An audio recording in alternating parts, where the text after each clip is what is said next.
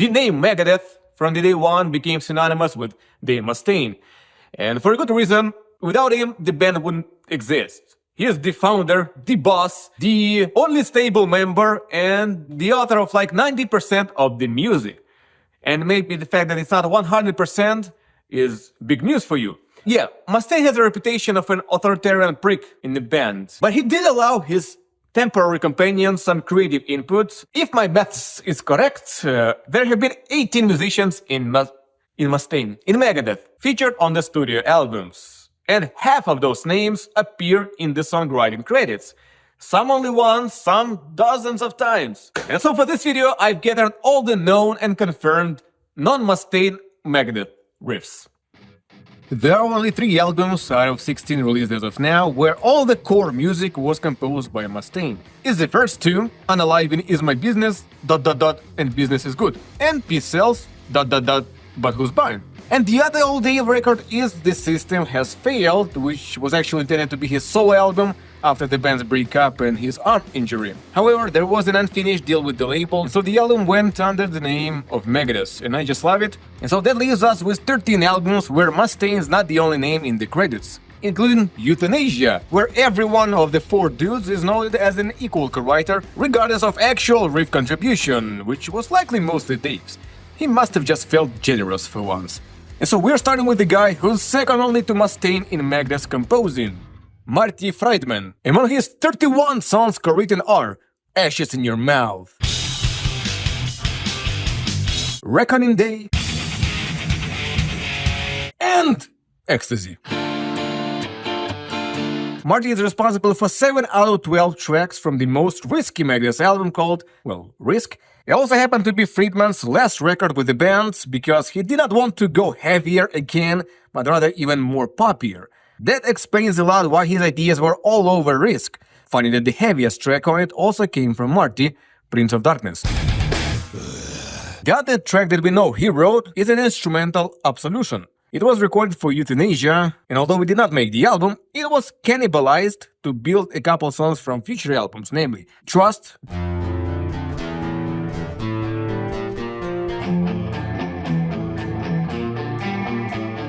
and Doctor is Calling from Risk, also really heavy one.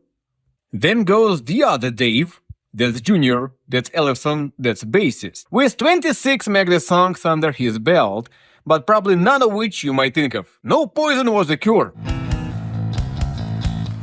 no My Last Words, no Five Magics, no Trust,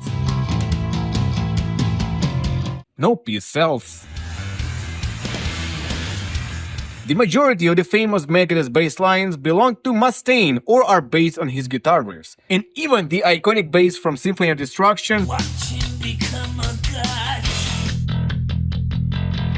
turned out so because Dave the Senior asked Dave the Junior to do something like Queensryche's Jet City Woman.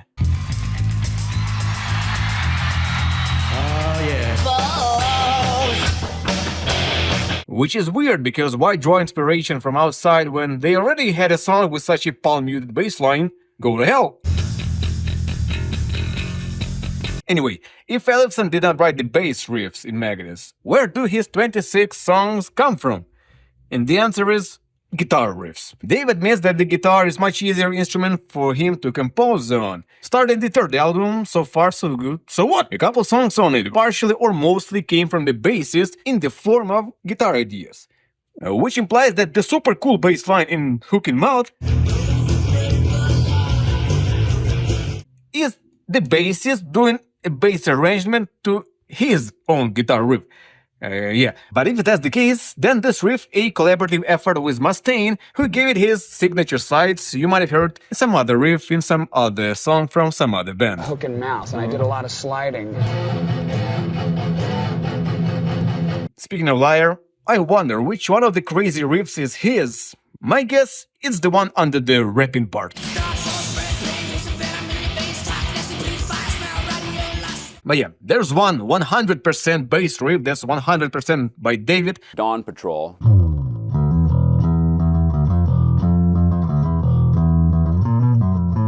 Not stopping for it too much because we have a separate video about Dawn Patrol. I suggest you watch it after this one. I'll leave the link in the description and the end card. And yeah, that's pretty much all we know that Ellefson brought to Megadeth, even though there's like 20 more songs that feature his name, including Lucretia, Architecture of Aggression, The Ashes, and the letter, if you remember, also had Marty Friedman, as well as another name, and the final Golden lineup member, Nick Menza. May he rest in peace. What we do know that the drummer came up with the phrase countdown to extinction, but regarding musical contributions, no data, including again the epic Ashes in the Mouth. Is that for that insane drum outro? But then, why no Menza in Rust in Peace Polaris with one of the most iconic drum intros in metal? I assume, based on the accents in that part, he arranged it to the guitar riff by Mustaine. But the drum part, in my opinion, totally outshined it. Now we move to the new millennium, where Megadeth underwent most lineup shakeups, starting with El Pitrelli. One credit promises a ballad from The World Needs a Hero. Then goes, in my opinion, the most underrated Megadeth member ever, Glen Drover. One tune co-written, Never Walk Alone, A Call to Arms, from United Abominations. I could not find a mention of the exact riff that he wrote, but it could be, say, the Heavenly Interlude, which I suppose is the Call to Arms part. And funny that Glen's brother, Shawn, has twice as many songwriting credits in Megadeth despite being the drummer, including one that he wrote on the guitar, confirmed, Head Crusher from Endgame. And we could guess it's the fast part in F-sharp, because Dave said he hated it at first for being too similar to Take No Prisoners. Then another past Mega member of the new Mega era, Broderick. 3 songs, including another CME's one, the hardest part of Letting Go, Sealed with a Kiss. My guess, it's the ballady half of it, the hardest part, because the heavy part, Sealed, is way too Mustaine. And recording acoustic stuff was Chris's duty while in the band, like it was with his successor, Kiko Loureiro.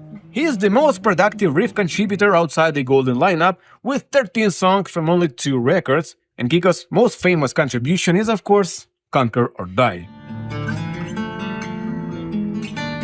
It began as just a little musical nugget which Mustaine liked so much, so it turned into a whole instrumental. Among other mega riffs that we know are Kiko's, because he said it himself, is a verse from Killing Time, and it sounds quite Mustaine-ish to me. One of the riffs.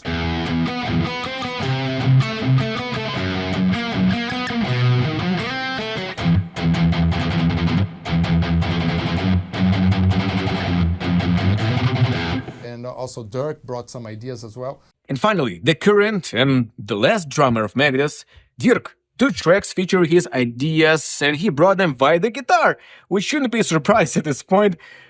What is a surprise, that there's not a single Megadeth riff by Chris Poland. You know him as an amazing lead guitarist with an uncopyable style, but if you listen to his solo albums, you know that he could compose red metal riffs as well. And so, if you encounter more info about who wrote which riff in Megadeth besides Mustaine, please share it in the comments, but be careful about the links. So, if anything, write it on my email. And if you want to support me, you can become the member of this channel or donate on Patreon or PayPal. Thank you for watching, and be in metal!